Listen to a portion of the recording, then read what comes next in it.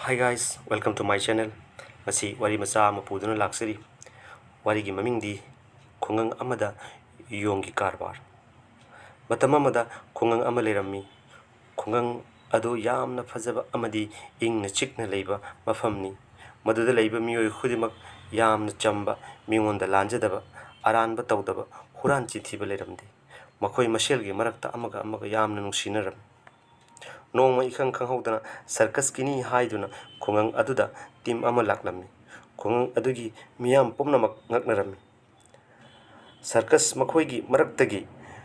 makhoigi boss ni haiba amaga assistant amaga thoraklami aduga khungangi misingda asumna hairami madudi aikhoi mafam asida yong circus kidamakta leiba lakpani aduna khungang asida leiriba miyamna yong phabiraga aikhoi de pibiu yong amagi mamal lupa chama chamani pubirakpada soidana laujagani haina makhoina hairam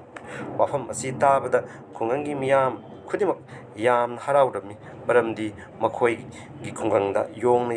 yamna leirami amasung yongsing aduna makhoi yamna awaba ohellami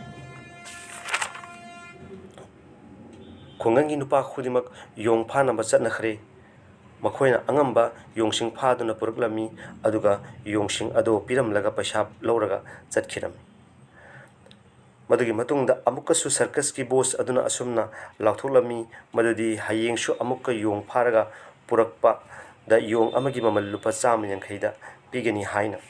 madu tabada khungangi miyamsing ado amukkasu yamna haraurami amukkasu asumna yong phanaba chatkirami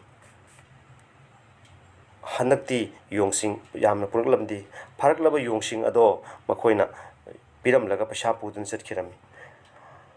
hanak su amukka hanna boss aduna asumna hairami hanakti yong purakpada lupa chama pigani aduna mayamna yongsingbu yari makhai phabira u haina hairai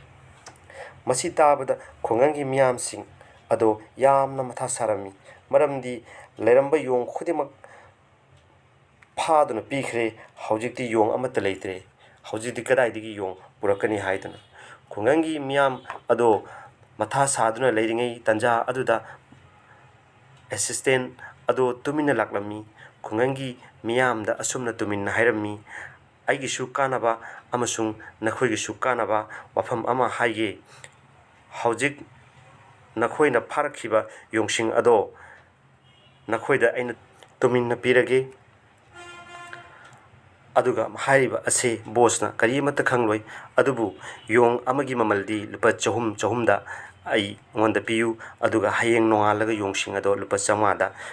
yolu masi tabada khungangi miyamsing ado lupa chahumda yongsing ado laurami khungangi miyam ado tumba chaba khanglamde makhoi punamakna makhoigi areiba pochai sing yonthoklaga yongsing adubu leikhibani aduga hayeng lupa chama adu phanglani haiduna makhoi asa kayaga loinana makhoi harauna ahingduma lenduna leram nongalaba tungda yongsing ado puduna circus ki team gi lefam tana laklami adubu mafam aduda circus ki team leramdre madu ubada khungangi mising ado aduki matik wanarami matha sarami maramdi yongsing adubu launa nabagi damakta makhoina makhoigi areiba pochai yonthoklaga yongsing adubu lupa chahumda leikhibani lupa chama phangani haiduna masini masigi wari asigi aroiba tangkak aduga makha taba oina wari macha asidagi kari lesson tambagi haibado miyamna comment tobirau aduga makha tana wari macha video kaya ama puduna lakjagi miyamna aigi channel asibu friends singda share tobiyu subscribe tobiyu loina na support tobiyu thank you take care